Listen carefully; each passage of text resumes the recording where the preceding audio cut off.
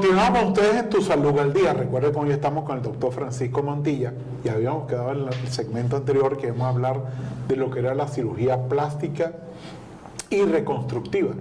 Es muy importante que sepamos que la cirugía plástica no es pura estética y belleza, sino hay una parte reconstructiva, principalmente en estos pacientes quemados. ¿Cómo debe ser el paciente del quemado? ¿Cómo debemos tratar a ese paciente que viene quemado, que sí es muy frecuente en nuestro medio?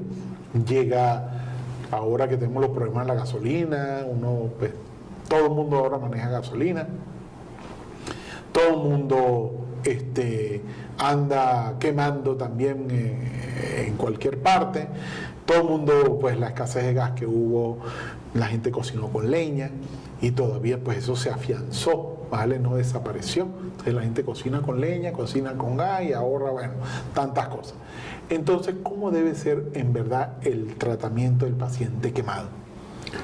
Bueno, fíjate, las quemaduras son muy frecuentes aquí en nuestro medio, sobre todo en la parte del campo.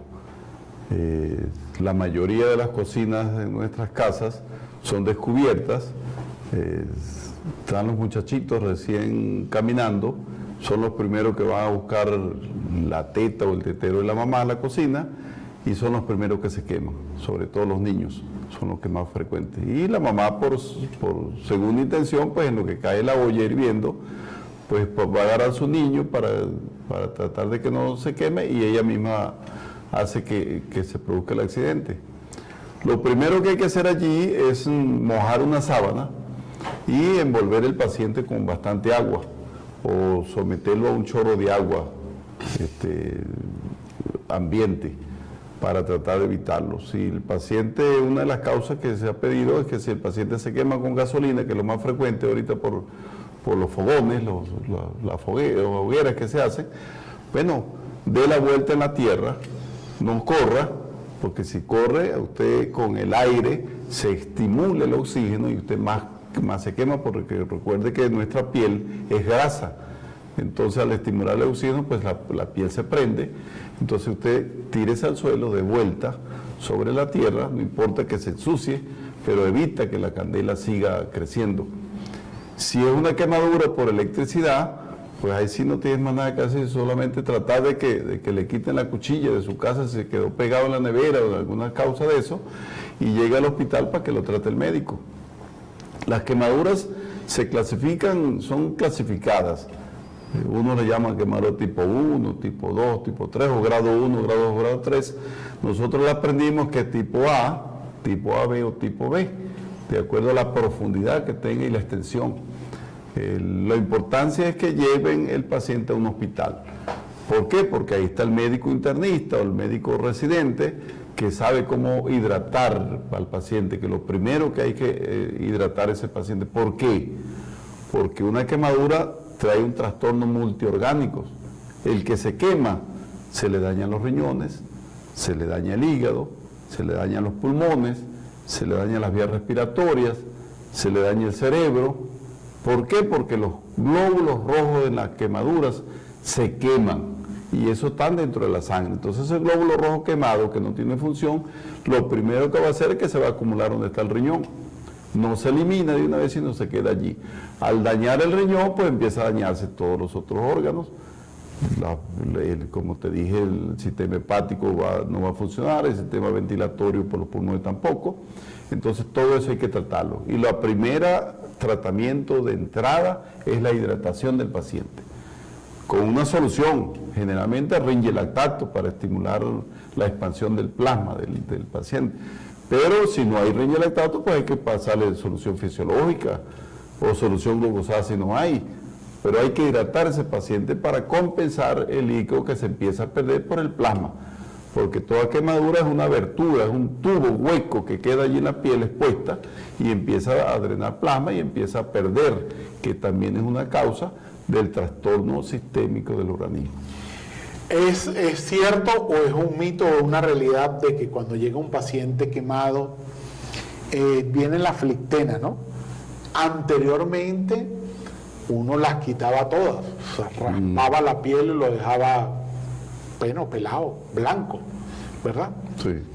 Y posteriormente recomendaban que las flictenas solamente se drenaban de líquido y se dejaban. ¿Qué es lo cierto? Y después, claro, te envolvían con sulfadiazina de plata o furacin, todo el cuerpo, y después te bañaban con mercurio cromo en el servicio donde pudiese estar ese paciente, que realmente es cirugía. ¿Qué es ahí de la flictena? ¿Se deben dejar o se deben de quitar? Bueno, cuando yo aprendí cirugía plástica en el hospital universitario, nosotros nos mandaban a quitar toda la piel. Toda la piel. Toda la piel. Pero eso causaba un proceso doloroso para las curas, porque había que curar al paciente todos los días y agarrar un cepillo con betadine y fregar. Eso debe ser Entonces, eso es demasiado fuerte. Entonces, aquí en Trujillo, por cierto, el doctor Elidio Montilla, que es el otro cirujano plástico que se formó primero que yo, y fue el jefe de servicio de aquí, decidimos sentarnos una vez y decidimos aquí hacer el tratamiento diferente. Nosotros comenzamos con drenar las flictenas, una lavadita con solución fisiológica y un poquito de betadine, limpiábamos lo que estuviese sucio allí, y entonces drenábamos las flictenas, preparábamos unas gasas bien furacinadas, bien empapadas con furacin, que eran unos tarros de furacin de 500 miligramos. Entonces empapábamos eso y envolvíamos al paciente con las compresas furacinadas, después le colocábamos guata, lo envolvía y después lo envolvíamos con adhesivo y manteníamos a ese paciente 5 días. A los 5 días, después de tantos tratamientos, nos dimos cuenta que se regeneraba más rápido el tejido.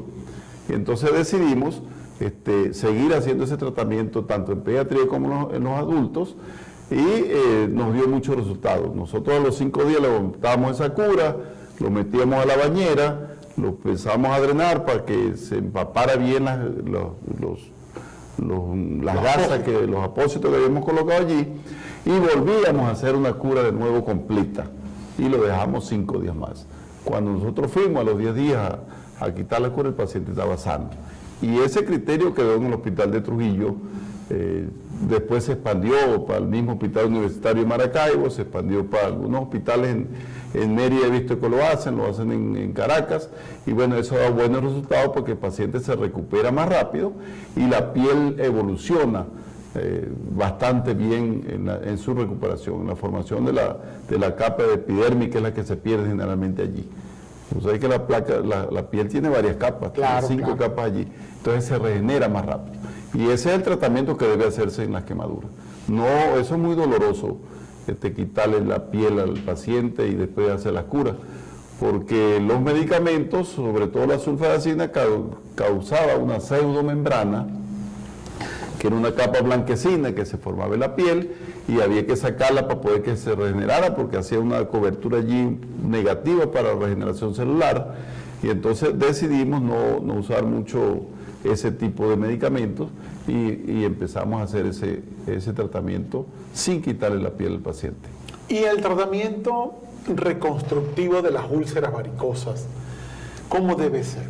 Porque recuerda que a veces tenemos un paciente con una úlcera, yo tengo un paciente con una úlcera que tiene 30 años, bueno, y viven de la úlcera, unos viven de la úlcera, otros pues no descansan, caminan calle arriba y calle abajo y nunca cierran.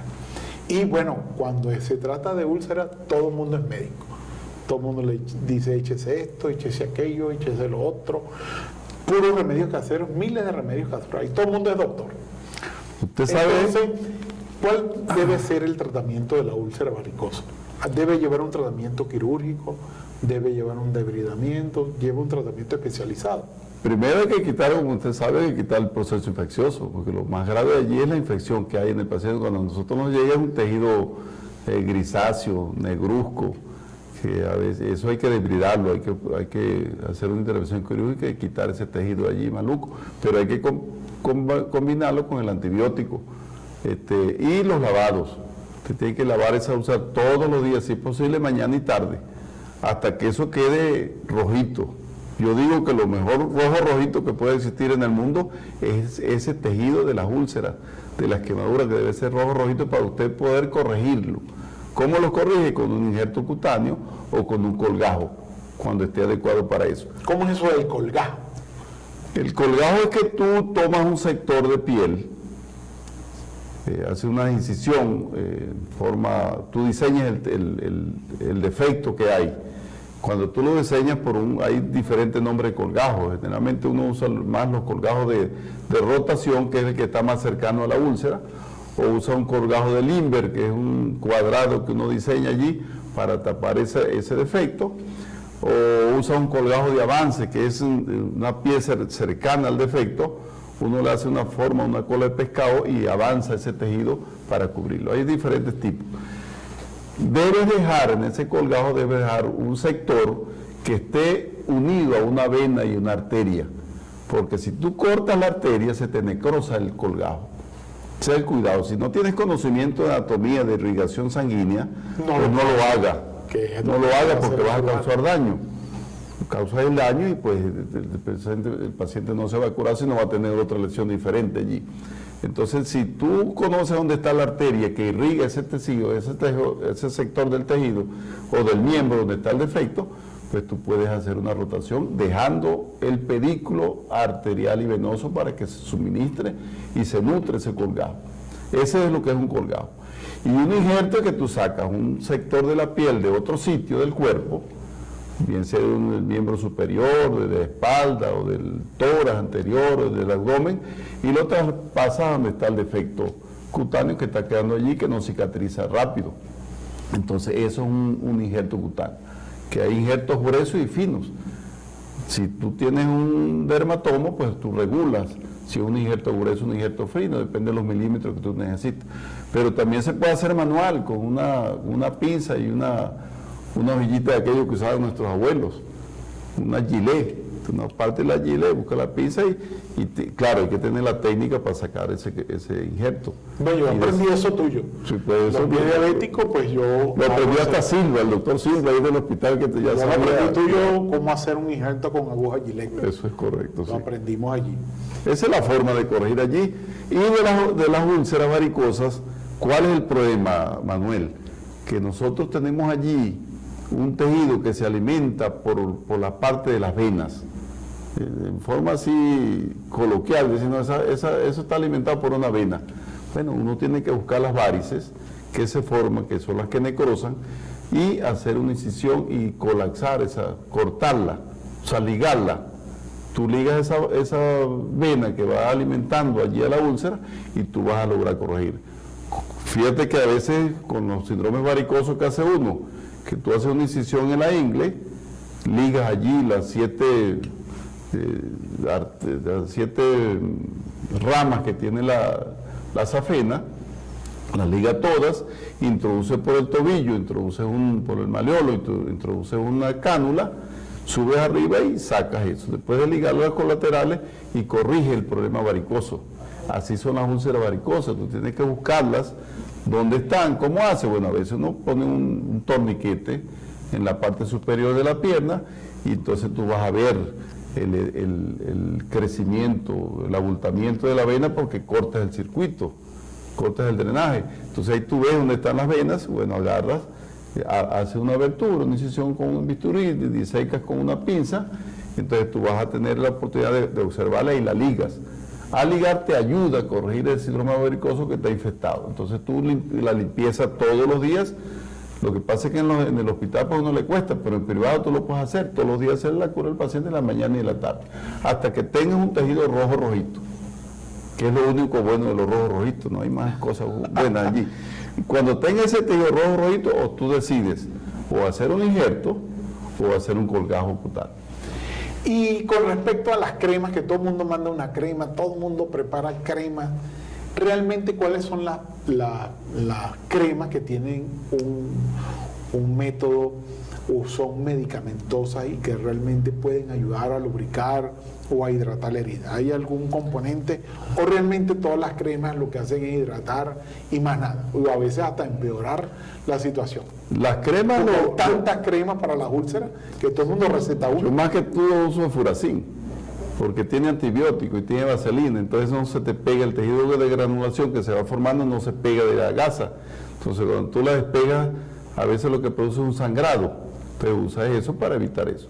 Y otras cosas lo que pasa es que ya no salen. Yo he tenido problemas con eso porque mando a los pacientes a comprar en la farmacia y no existe una mallita que se llama Caltostá, que te ayuda a reabsorber el líquido que produce las úlceras, entonces te la va secando y va estimulando el tejido de crecimiento granular para mejorar eso. Pero generalmente no.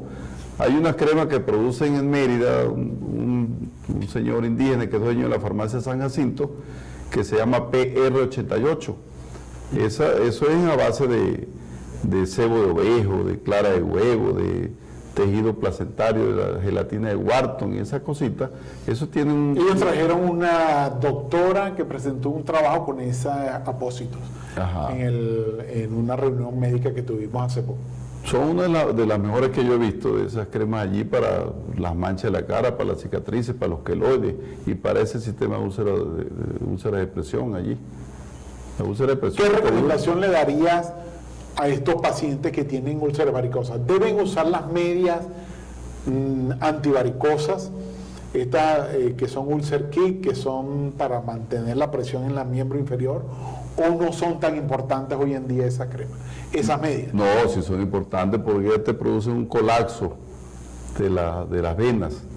Entonces, vamos a hablar ahí, hace un aplastamiento de la vena, entonces por allí la dificultad que tiene el sistema superficial de circular, pues se quita, entonces pones a trabajar el sistema venoso profundo, entonces la sangre circula por el sistema venoso profundo y te ayuda mucho al dolor y al trastorno que se pueda producir por algún traumatismo.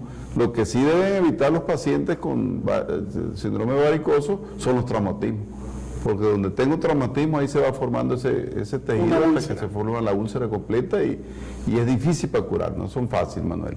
Usted sabe de eso. Tiene que ver el reposo de la paciente varicosa, la manera de sentarse. Eso es correcto, todo eso.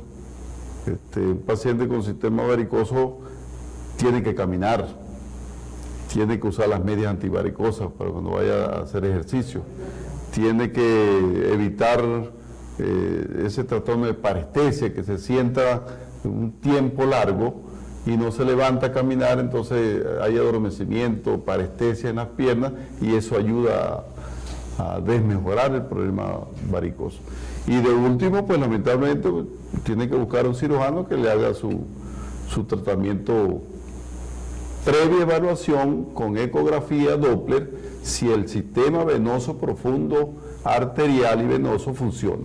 Porque si el sistema venoso profundo no funciona, no puedes operar, porque le vas a causar un daño, entonces se te va a necrosar esa pierna, entonces es peor después el tratamiento que la enfermedad, como se dice en el mundo que vivimos. ¿En qué otras áreas puede trabajar la cirugía plástica reconstructiva?